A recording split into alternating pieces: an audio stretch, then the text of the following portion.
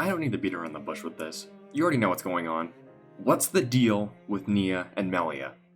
Now, there is a very, very, very, very small chance that these aren't Nia and Melia. There's like that, I'll say 1% chance that it's not, but there's also probably even smaller than that, probably more like 0.5, because the second trailer for Xenoblade 3, like a few days later after like the trailer went up, subtitles for the video happened, and when quote-unquote Melia talks in the trailer, it says this is Melia speaking, and then they changed it to like Queen. It says like whatever she says in the trailer, henceforth all orders are ascended, eliminate Ouroboros at all cost. Now, I don't know why I know this. Probably because I've watched the trailer so many times. Like, I acted like I didn't know for a second, but, obviously I did know. But, yeah, I don't have a problem. Shush. Anyways, if that really is, Melia, at least for sure, that's Melia, because, like, the subtitles. And there hasn't really been one with Nia that says this is Nia, but we can just tell by, the ears and the general body shape that, like, yeah, that's Nia. And also, the voice, it sounds very similar. I mean, it's kind of like a little muffled, but like they have a mask on, so it makes sense. They did that with Xenoblade 1 as well with Melia. When she has the mask, it's like somewhat muffled. Logically, that makes sense. But like, I don't understand. What's the deal with them? Why are they in positions of power like that? Now with Melia, that can, make sense. Like, Hyentia, she was, the ruler of Hyentia. At the end of Future Connected, she like finally, is the ruler basically. And like here's her ceremony that like, she's the, queen now.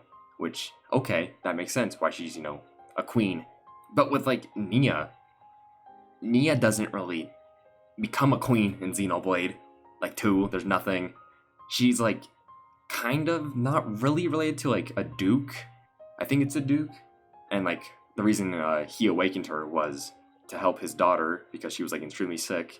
And then, like, that's all stuff happens. Nia becomes a flesh eater, and then they're on the run. So, like, she's not any position of power. She's not a queen. So, like, how does she become a queen? I guess the only reason I can think of is that, like, when the worlds fuse and, like, Rex doesn't, like, nah, I don't want to be king, man. I don't want to do that. So he, like, recommends, like, oh, yeah, Nia's, like, my best friend. And, like, Nia's like, sure, I guess. But, like, that doesn't make sense because I still don't think Nia, like, Rex and Nia are, like, best friends, I would say. They're homies. And I guess maybe she would take it. There's still the chance I would see that she wouldn't take it, because she doesn't want to. But maybe she's just, gonna, do the right thing and look out for Rex, because, like, Rex doesn't want to do it, and, like, Pyra and Mythra doesn't want to do it. I mean, I guess there also could be Zeke. Like, Zeke could have done it, because Zeke is, like, royalty, and also, I guess, Niall as well. Or Morag, because, like, they're, royalty. Yeah, why is Zeke not the king, man? No, it's secretly Zeke. Zeke's the queen of Agnus. Okay, but anyway, that doesn't matter. You could say I can kind of have a reasoning for Nia becoming queen. Rex recommends her as, like, the position of power. Well, Rex, like, in Pyra Mythra go chill in, like, Letheria or something. But why did they start a war for this? Now, with Melia, I can see that. Like, with Melia's judging up all the events, Xenoblade 1, I can see Melia starting a war. I wouldn't say that would be a far-fetched thing to see from Melia. It'd be kind of weird, but, like, I can also see it. But I don't see that with Nia at all. I guess because she doesn't have to start a war. Melia could just say, I want to start war today. And I guess Nia's retaliating. So I guess, but, like, also it comes back to why is she in a ruler? I know I just said I had my reasoning, but she also has, like, the heart-to-heart with Morag, where she just, like, doesn't understand or doesn't like all that, like, stuff. I can't remember exactly what she says in the heart-to-heart. I'll probably have it on screen, in post with the power of editing, so, you can see it. Also, I can see it when I'm making a video. I'm like, okay, I remember now. You realize there was a better way. Was there now?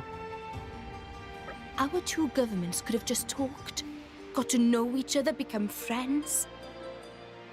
We could have worked together on this. Just like you and me.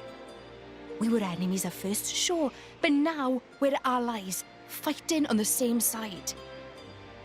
If our nations could have done the same, it wouldn't have had to come to war.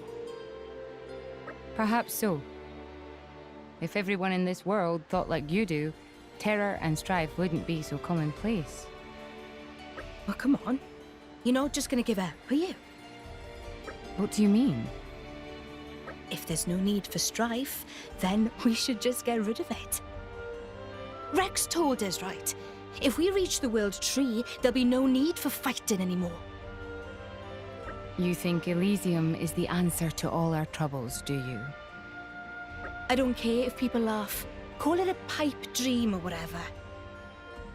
I'd rather be an optimist than just despair of the state of the world. You have a point. I hope you'll lend us your strength to reach that goal, Morag. It'd be grand if we could count on your support. I will. They call me the Empire's finest, and I intend to prove it. But I don't see it. I don't understand just how this war is happening. Now, there is a theory that, like, these aren't actually Nia and Melia.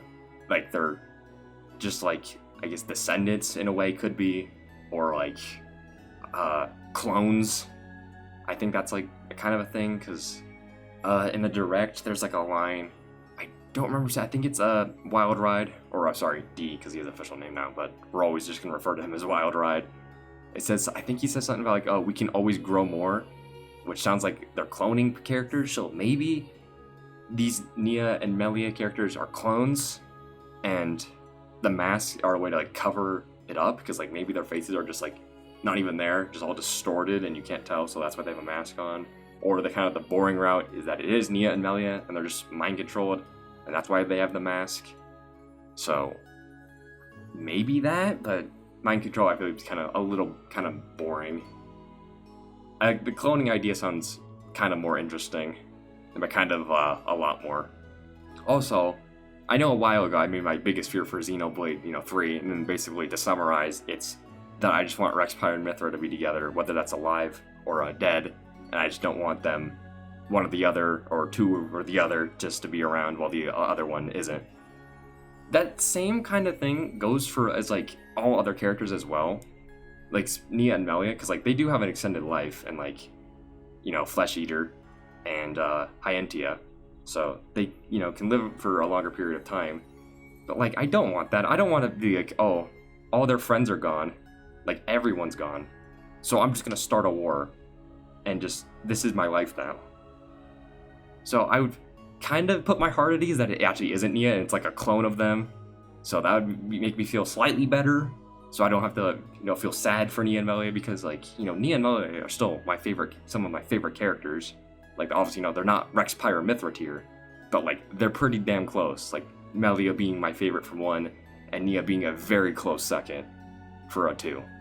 I don't know who I think it just depends on the day who I'd put above each other. It was my second favorite character. Some days it's Nia, some days it's Melia. It's hard to say. I guess maybe that could be the reason why Nia goes to war, because like maybe she thinks something that like along the lines of maybe this could make sense. Hold on, got theory or a hypothetical idea for the plot. The whole flame clock thing in life, and how filling one's flame clock has to gives them life. What if Nia and Melia think that if they get enough energy or killing enough people on the other side to fill the flame cup, they can bring back their friends? So that's why they're constantly, and like that's a reason why I could see I was about to combine their names, Nelia. Nia would go to war just like because she wants to see her friends again and like bring them back.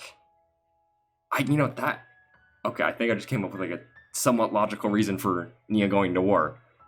And that's like maybe the reason why she's in power. Maybe I scrapped the idea of Rex recommending her.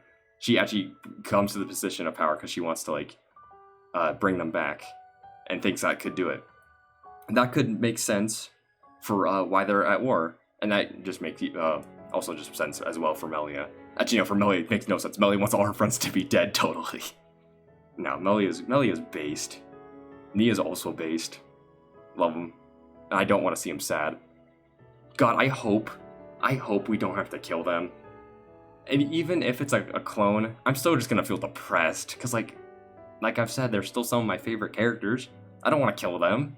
I don't want to be depressed. They're gonna make me extremely depressed. Like, oh my god, this game is just gonna be so depressing. I'd rather if it's a clone, it would make it feel slightly better. But reincarnation, I still feel kind of bad. I just don't want to kill. I don't want to kill them. Already know. Maybe it's secretly these characters aren't Nia and Melia.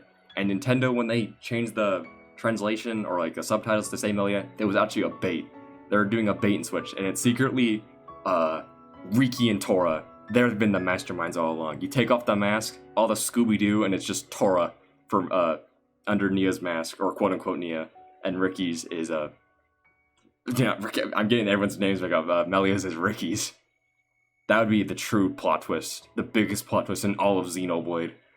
And the third organization, or Wild Ride, is actually Tatsu. It all comes back to Napon. You can't escape them. Napon are eternal. They live forever. This is the power of the Napon Archsage.